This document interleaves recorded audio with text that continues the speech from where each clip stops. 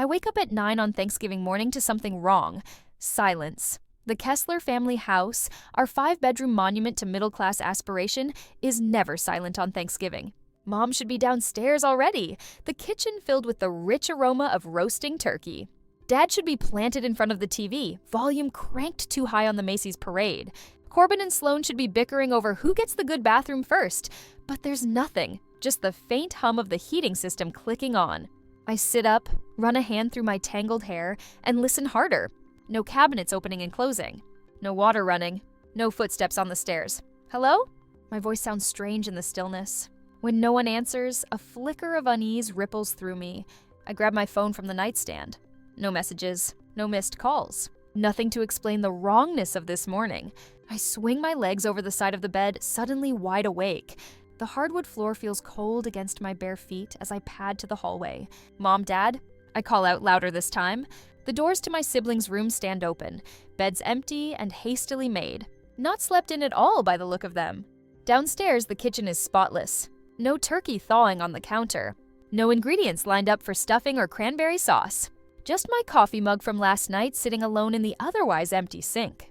I walk to the front window and pull back the curtain. The driveway is empty. All the cars are gone. My parents' sedan. Corbin's beat-up Jeep. Even the 7-seater SUV I filled with gas yesterday for our planned drive to Uncle Dean's house. A ridiculous thought flashes through my mind. Maybe they ran out for cranberries, or another last-minute ingredient. But the house doesn't feel like they just stepped out. It feels cold, abandoned. I grab my phone again, pull up my mother's contact. It's gone. My father's number gone too. I scroll frantically through my contacts. Corbin, Sloan, even Rhett, all deleted. What the hell? I mutter, my heartbeat quickening. Then I remember. Last night. Rhett borrowing my phone. Hey sis, can I check the score real quick? My phone's dead. 19 years old and still can't remember to charge his phone. I'd handed it over without a second thought. Clever, but not clever enough. Rhett isn't the sharpest tool in the shed. He deleted the entries, but didn't block the numbers. I still have our call history, and I know most of their numbers by heart anyway. But Uncle Dean's I know for sure. I tap it in and hit call, pacing the kitchen as it rings. Hello? His voice sounds relaxed. Cheerful. Uncle Dean. It's Krista. Where is everyone? A pause. Krista? Oh, you're still home? Something in his voice makes my stomach drop. And then I hear it in the background. The rhythmic sound of waves crashing against a shore, somewhere distant. The faint, unmistakable plucking of a ukulele. Where are you? I ask. Though I already know the answer isn't his New England colonial, with the massive dining room table we were supposed to gather around today. His voice drops. Well, your parents wanted a big surprise for their 30th anniversary. They all flew to Maui last night. I grip the counter, my knuckles turning white. All of them? They figured you were busy with work. He continues, sounding uncomfortable now. And well, they didn't want you to worry about the expense. The expense for the vacation they're taking with money I've been pouring into this house for years. Before I can respond, I hear a voice in the background. Sloan. God, are you talking to her? I thought the plan was to just let her stay home. Uncle Dean makes a shushing sound, but it's too late. I've heard enough. Krista? Aye, he starts. I end the call. The kitchen feels colder now as I stand motionless. My phone clutched in my hand. This wasn't some last-minute prank. This was planned, orchestrated. They deleted my contacts. They snuck out in the night. They left me behind deliberately. My gaze drifts to the calendar on the fridge, where I'd circled today's date and written Thanksgiving at Uncle Dean's in my neat handwriting. Next to it, the list of chores I'd completed to get ready. Clean guest bathroom. Gas up SUV, pick up wine? This wasn't a prank. This was deliberate, malicious financial exclusion. They wanted a luxury vacation using the money I paid for the mortgage, and they didn't want me there. I wait for tears, for the crushing weight of betrayal to bring me to my knees. But it doesn't come. Instead, something strange happens. A crystalline clarity washes over me. Every moment of the last 6 years, every check I've written, every bill I've paid, every sacrifice I've made while my siblings took snaps into sudden perfect focus. I don't cry. I don't scream. I don't throw things. I just stand in the silent kitchen of a house that isn't really mine, feeling something final click into place inside me. I am done. The phone clicks dead in my hand. Uncle Dean's voice and Sloane's careless complaint fade into silence, but their echoes remain. ricocheting through my mind like stray bullets. I sink into a chair at the empty kitchen table. My coffee mug from last night still sitting in the sink. The only evidence anyone lives here at all. The house feels cavernous now, each empty room mocking me with its silence. 6 years. The number materializes in my mind with perfect clarity. 6 years of being the invisible pillar. 6 years of watching my paycheck disappear into this 5-bedroom monument to middle-class pretension, all while being told I was the responsible one. I was 20 when I moved back home after community college. Mark Dad had just been demoted. The mortgage payments were temporarily difficult, Mom had explained, eyes wide with practiced worry. Just until they got back on their feet. 6 years later, and Dad's job still barely covers the car insurance and his hobbies. His fishing trips, his golf clubs, his collection of vintage model cars that sit untouched in glass cases in the basement. The total mortgage, $2,800 a month. My contribution, $2,000. Their contribution, $800. The math burns in my mind, bright and undeniable. I pull out my phone, open the calculator app, and punch in the numbers with methodical precision. $2,000 x 72 months equals $144,000. $144,000. Gone. Not invested. Not saved. Not even appreciated. Meanwhile, Corbin, 28, and supposedly the entrepreneur of the family, has lived here rent-free since his $50,000 startup crashed and burned 2 years ago. $50,000 that Mom and Dad had somehow found for him, even as I was writing checks for new gutters and property taxes. And Sloan, 22, and attending Riverdale Private College, her $38,000 annual tuition and sorority dues paid without question. Your sister needs to focus on her studies. Mom had explained when I'd asked why Sloan couldn't work part-time like I had, the responsible one. Family code for the ATM. The numbness from the phone call begins to fade, replaced by something colder, quieter. Not anger. Anger would be too hot, too messy. This is something else, something final. I'm done. The word settles in my chest like a stone. Done. They left me. But they left me in the house I paid for, connected to the utilities I managed. They assumed I would just wait and keep paying. For what? The privilege of being excluded? The honor of funding Maui vacations I wasn't invited to? I don't throw things. I don't scream. Those reactions would give them too much power, confirm their whispered assessments that I'm too emotional or can't take a joke. Instead, I walk to my home office.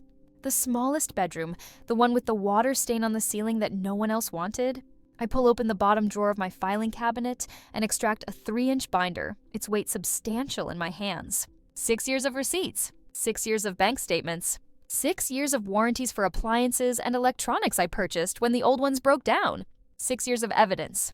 I carry the binder to the kitchen table and open my laptop.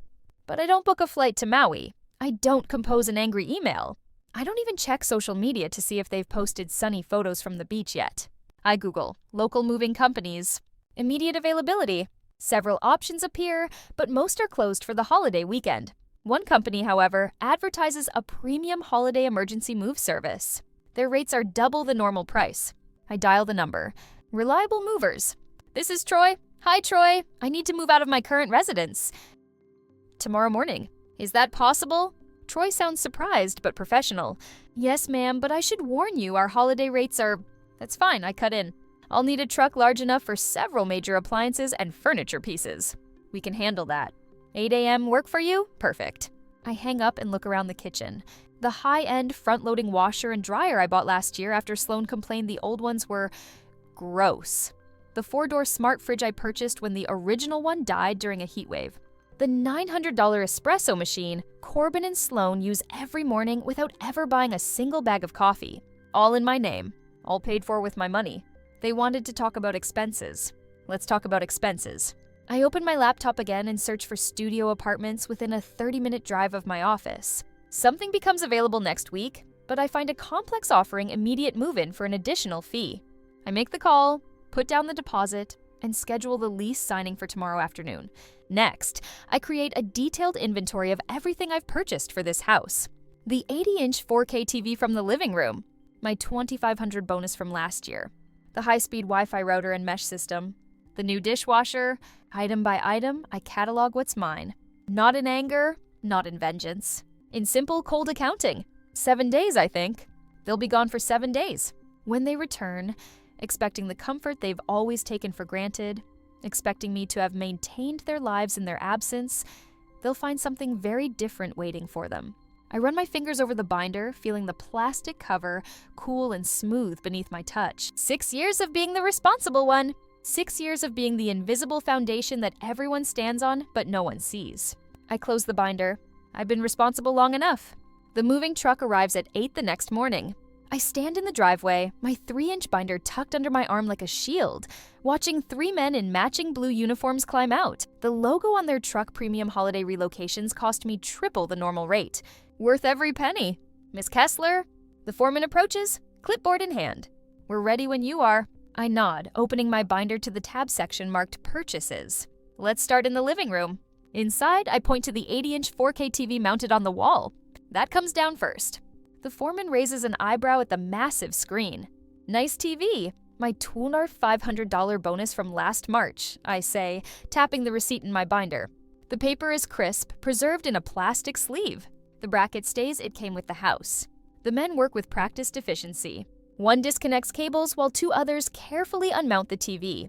In less than 10 minutes, they're wrapping it in protective blankets. I move through the house like a general, binder open, pointing out each item. This isn't an emotional rampage. It's inventory management. The washer and dryer in the laundry room? I say, leading them down the hall. I bought them after Sloane complained the old ones were gross. I remember her exact words. God, Krista, these machines are from the Stone Age. Can't we get something that doesn't look like it belongs in a gas station bathroom?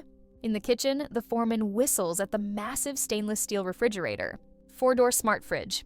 That's gonna be tricky. It's empty, I assure him. Last night, I'd thrown out everything perishable and packed the rest in coolers now sitting in my car, and I've already disconnected the water line.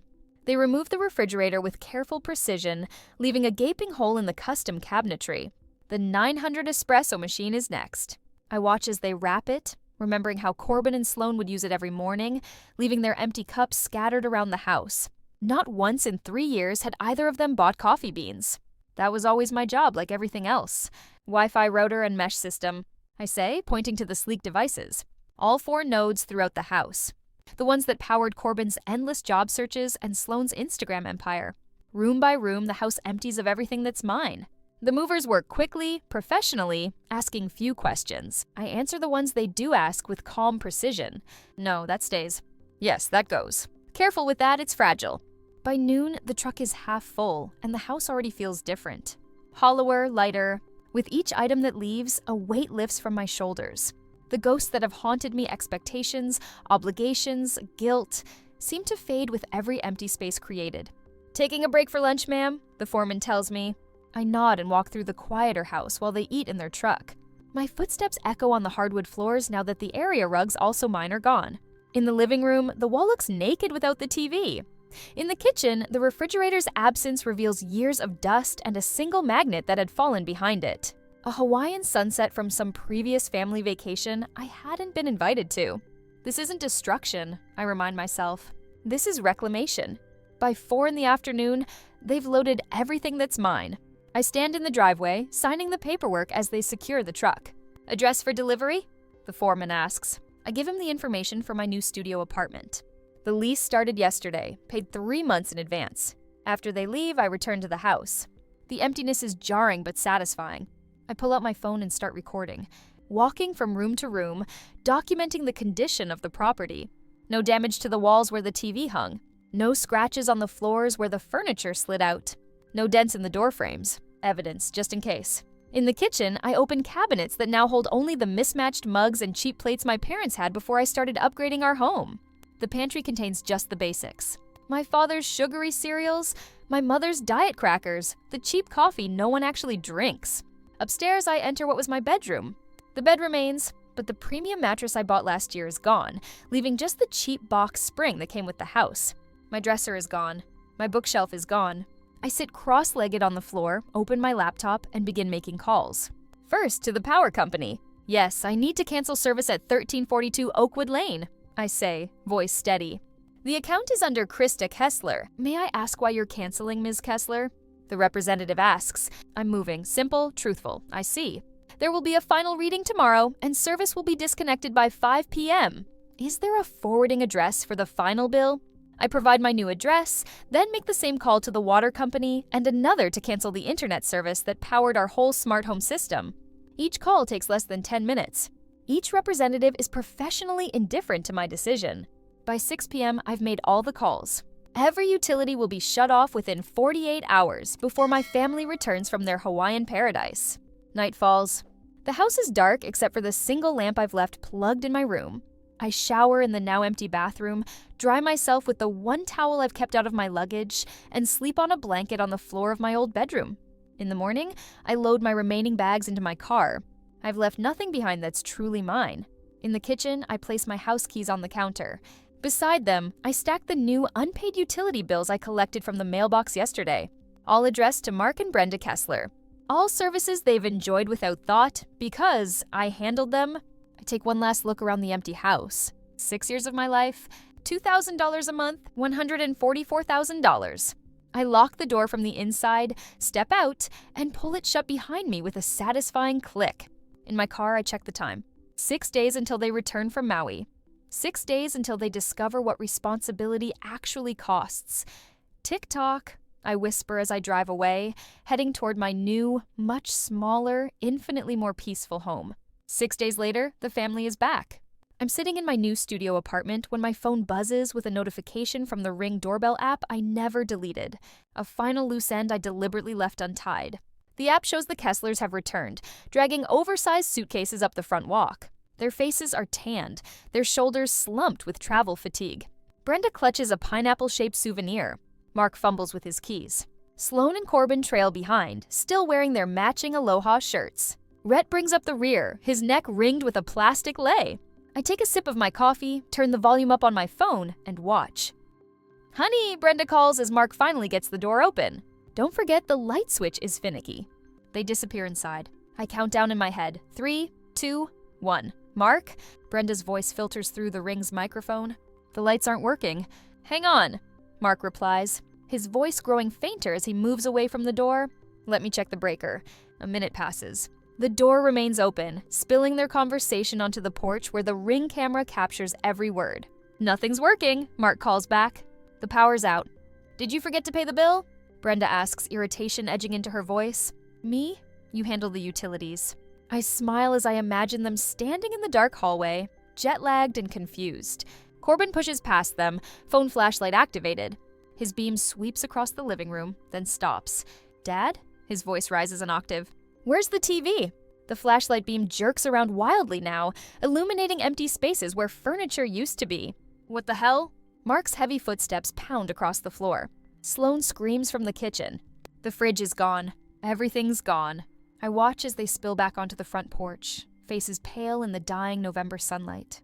Brenda's hands shake as she clutches at Mark's sleeve. "Someone broke in," she gasps. "Call 911. Mark fumbles his phone from his pocket, fingers trembling as he dials. I watch his face contort as he explains the situation to the dispatcher, describing a robbery in progress. Corbin paces the porch, his own phone gripped tightly in his hand. His brow furrows as something occurs to him.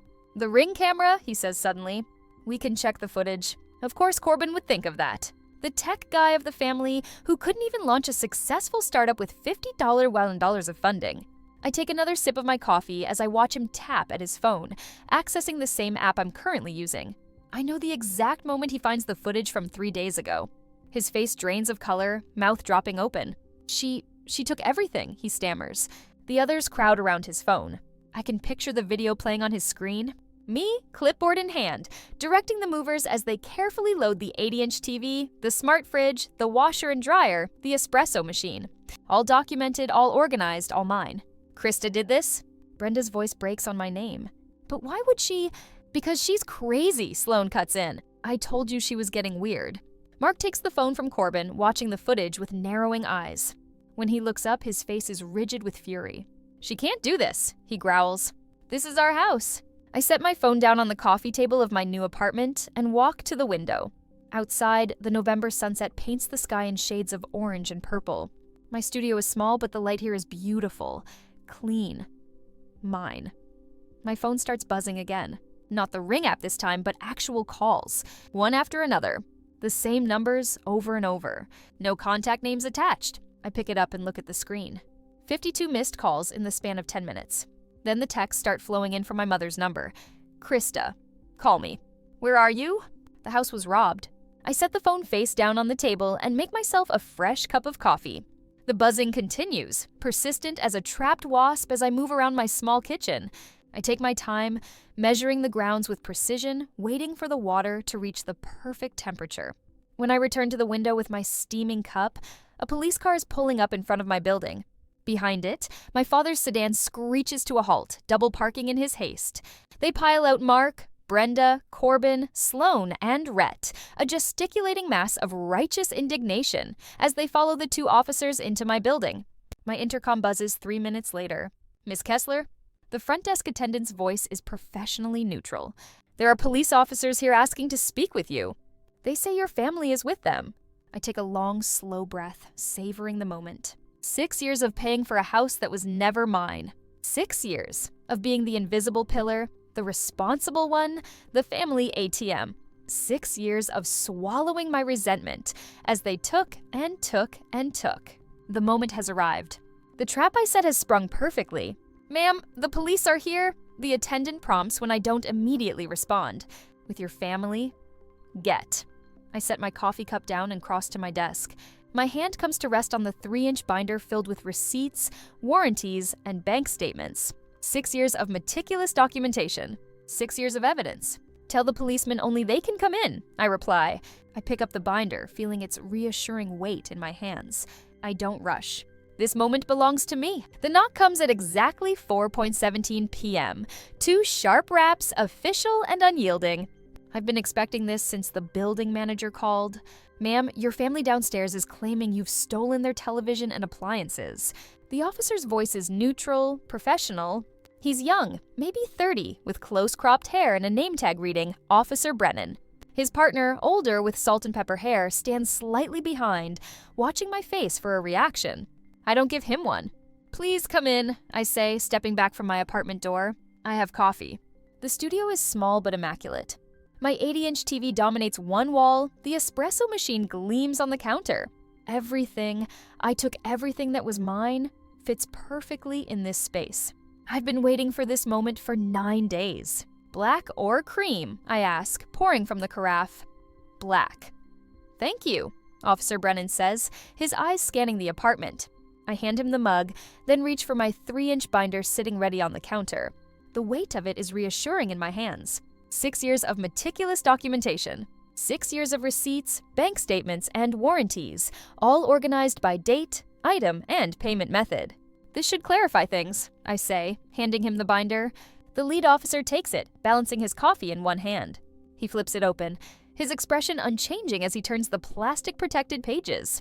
He pauses at the invoice for the TV. This is the television they're referring to? The 80-inch 4K? Yes, I reply, purchased with my year-end bonus, $2,500 plus tax. He nods, flipping more pages. His finger traces down a highlighted bank statement, then stops at a warranty card with my name printed clearly on it. He finds the bill of sale for the fridge, pauses at the washer and dryer documentation, raises an eyebrow at the espresso machine receipt. The older officer leans in, murmuring something I can't hear. Officer Brennan nods, then closes the binder. Everything appears to be in your name, Ms. Kessler, he says, handing it back. His eyes meet mine, and I see something shift there, a reassessment. Ma'am, do you want us to file a harassment report on your behalf? The question hangs in the air between us. 6 years of silent contribution, 6 years of being the responsible one, the ATM. 6 years of watching Corbin waste $50,000 on a startup that never started up. 6 years of Sloan's private college tuition and sorority dues being paid without question, while I covered mortgage payments that should have been my parents' responsibility. No, I say finally. That won't be necessary. He nods, understanding in his eyes.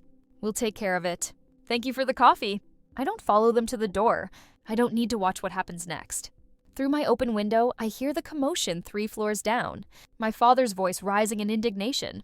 My mother's tearful protests. It's a civil matter. Officer Brennan's voice carries up clearly. She has provided documentation of ownership for all items in question. You need to leave the property now or be cited for trespassing. Silence follows, then the slam of car doors. I close my window. 3 weeks later, I'm pushing my cart through the produce section of Greenway Market when I spot them. Corbin and Sloane huddled near the organic apples, scanning the store, waiting for me. I consider abandoning my half-filled cart, but something hardened inside me weeks ago hasn't softened. I push forward. Sloane spots me first, her eyes narrowing. At 22, she looks older suddenly, the privilege and certainty drained from her face. This isn't funny, Krista. She hisses as I reach for a bag of Honeycrisp apples. Mom is crying every day. You need to fix this. I place the apples in my cart, moving past her without response. Corbin steps into my path. His usually perfect hair is uncombed, his designer shirt wrinkled. Just turn the internet back on, he says, desperation edging his voice. How am I supposed to apply for jobs? You've gone too far. I look at my 28-year-old brother, really look at him, the failed entrepreneur, the eternal student, the perpetual child. You're 28, Corbin, I say, the words falling like stones between us. Get your own Wi-Fi. I push my cart past them, their protests fading behind me. The weight of the binder isn't in my hands anymore, but I feel lighter all the same. 2 months later, a manila envelope arrives at my door. Inside, a summons to small claims court. They're suing me for $5,000 in emotional damages and stolen property. My mother's signature on the complaint form is shaky, but determined. They tried everything else. This is their last stand. The courtroom is smaller than I expected, with worn wooden benches and fluorescent lights that buzz overhead. My parents sit across the aisle, not looking at me. Corbin and Sloane aren't here. Perhaps they couldn't be bothered to wake up in time for the 9 a.m. hearing. Kessler versus Kessler, the clerk calls. We approach the bench. My father speaks first, a carefully rehearsed speech about family obligations and property rights. He mentions the house, their house, and how I abandoned them without warning. He talks about the difficulties they faced without proper appliances, about the emotional toll, about my theft of family items. When he finishes, the judge turns to me. And your response, Ms. Kessler? I don't speak. Instead, I place my 3-inch binder on his desk. The sound it makes is final, definitive. He opens it, frowning slightly at first, then with increasing interest as he turns the pages. 5 minutes pass in silence as he reviews bank statements, receipts, and utility bills in my name. Mr. Kessler, he says finally, closing the binder. These items appear to be legally purchased and owned by your daughter. Furthermore, I see evidence here that she contributed $2,000 monthly toward your mortgage for 6 years while living in your home. Is that correct? My father shifts uncomfortably. Well, yes, but... And you're claiming she stole property that she herself purchased? It was for the family. My mother interjects. She can't just take it. The judge's expression hardens. Mrs. Kessler, I suggest you not speak out of turn. He turns back to my father. This case is dismissed. And Mr. Kessler, I would caution you about bringing frivolous claims to this court. There are penalties for perjury. The gavel comes down with a crack that echoes through the small courtroom. My parents don't look at me as they leave. I gather my binder and walk out alone into the cold air. I don't look back. I don't need to. 4 months later, I'm sitting on the small balcony of my studio apartment. The air is cold against my skin, but I don't mind. I wrap my fingers around a steaming mug of coffee, the expensive kind Corbin used to drain from my machine without ever buying a replacement bag. My apartment isn't much. 400 square feet that would fit inside the Kessler family living room with space to spare. But every inch of it is mine. Every utility bill has only my name on it. The silence here isn't the hollow absence of people who should be present. It's peace earned and protected, Uncle Dean called last week. He waited until he knew I'd be home from work, his voice careful when I answered. The house is gone, he said without preamble. Foreclosed after 3 months. They couldn't make the payments. I took a sip of tea, letting the information settle. Where are they living now? 2-bedroom rental across town? Mark and Brenda took the master. Rhett's on the couch. Sloane and Corbin are sharing the 2nd bedroom. He paused. Sloane had to leave Westlake. She's at community college now. Westlake University. $45,000 a year in tuition alone. Sorority dues on top of that. All while I quietly transferred $2,000 to my parents' account every month for 6 years. Krista, they're really struggling, Uncle Dean said, his voice dropping into that guilt-inducing register family's perfect over generations. Did they ask you to call me? Not exactly, but... Then they're not struggling enough, I replied, surprised by my own steadiness. They'll figure it out. They're adults. The consequences arrived like dominoes falling. The 2-bedroom apartment. Sloane's transfer. My father having to find an actual full-time job for the first time in 15 years. My mother selling her jewelry on Facebook Marketplace. Reality crashing down on people who thought they could fly forever on someone else's wings. I take another sip of coffee, watching the sun climb higher. My phone buzzes with a notification. LinkedIn. I tap the screen. Corbin Kessler has sent you a message. I open it with mild curiosity. Hey sis, hope you're doing well. Listen, I've got an interview at Meridian Tech next week. Any chance you could be a reference? You know how reliable I am when I put my mind to something. I stare at the message, my finger hovering over the screen. 28 years old, and still convinced the world owes him a cushioned landing. I click ignore, then block his profile for good measure. 4 months ago, I woke up in a cold, silent house, abandoned by the people who should have been there. I remember standing in that kitchen the moment everything crystallized. The soft click of realization like a lock turning. Now I sit in my own space, smaller but infinitely more honest. My bills are reasonable because I only pay for what I need. My shelves hold books I actually read. My refrigerator contains food only I eat. People ask if I ever feel guilty. Former coworkers who heard through the grapevine. The few friends who know the whole story. They want to know if I wonder whether I went too far, if I think about my family struggling in their cramped apartment, while I sit here with my expensive coffee maker and my quiet mornings. I take a final sip, letting the rich flavor linger on my tongue. No, I don't. For the first time in my life, the silence is actually mine.